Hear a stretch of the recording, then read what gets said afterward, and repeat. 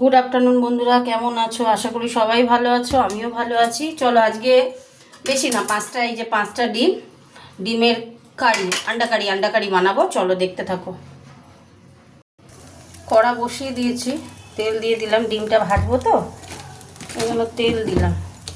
তেলের মধ্যে একটু নুন দিচ্ছি আর একটু হলুদ দেবো, নাহলে ফাটাফাট ফাটবে না, ওই জন্য।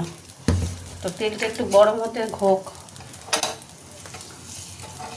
লোহার কড়াতেই, যেহেতু 5টা ডিম তো ছোটো কড়াতেই বানাচ্ছি। তেলটা গরম হোক।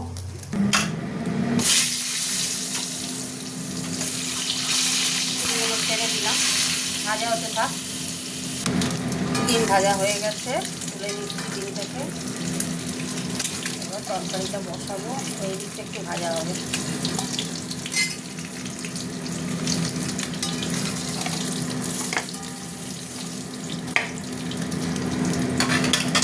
এটা ভাজা একটু হোক। কড়াই যা তেল আছে ওতেই হয়ে যাবে, বুঝেছ?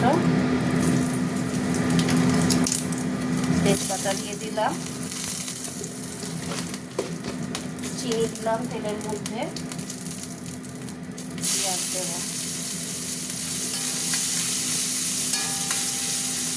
পেঁয়াজটা ভাজা ভাজা হতে থাক। পেঁয়াজের সঙ্গে টমেটোটা দিয়ে দিলাম।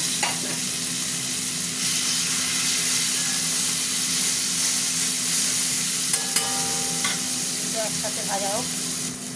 এবার এক এক করে মশলা দিয়ে দেবো। যেটা আদা রসুনের পেস্ট।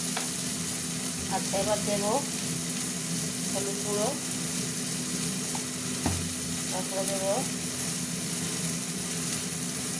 লঙ্কা গুঁড়ো দিয়ে দিলাম। একটু ঝাল ঝাল না হলে ভাইটা হলো ধনে গুঁড়ো, এটা হলো জিরে গুঁড়ো। নুন দিয়ে দেবো। সামান্য একটু জল দিয়ে মশলাটা কষবো, নাহলে পুড়ে যাবে।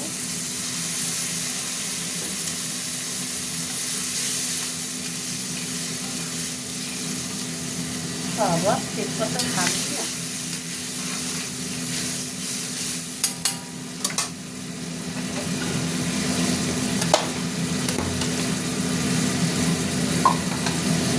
একটু দই দেবো, বুঝেছ? টেস্ট হবে, ওই জন্য টমেটো একটা দিলাম। দই দিয়ে দিলাম। মশলাটা কষা হতে থাক। মশলাটা কষা হচ্ছে, তার সঙ্গে ডিমটা দিয়ে দেবো। ডিম দিয়ে আবার একটু কষবো। ডিমের সাথে কষলে ডিমের মধ্যে গ্রেভিটা ঢুকবে, বুঝেছো? কষা হতে থাক। গরম মশলা দিয়ে দিলাম একটু।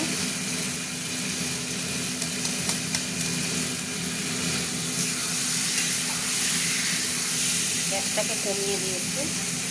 কয়েকটা কাঁচা লঙ্কা দিয়ে দিলাম।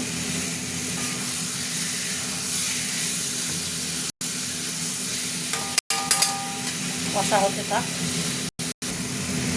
মশলা কষা হয়ে গেছে, সামান্য জল দেবো। একদম শুকনো শুকনো হবে তো, সামান্য জল দিয়ে দিলাম।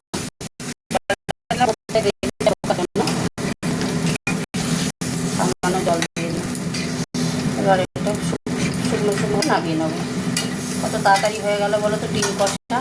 ওটা কি সুন্দর কালার এসছে, দেখো। হয়ে গেল কমপ্লিট আমার। এরকম শুকনো থাকবে। তো চাপা দিয়ে দিচ্ছি, গ্যাস অফ করে দিলাম। সাথে কথা বলে নিই। বাড়িতে করবে। Tata tata. কমেন্ট করে কিন্তু ভুলো না।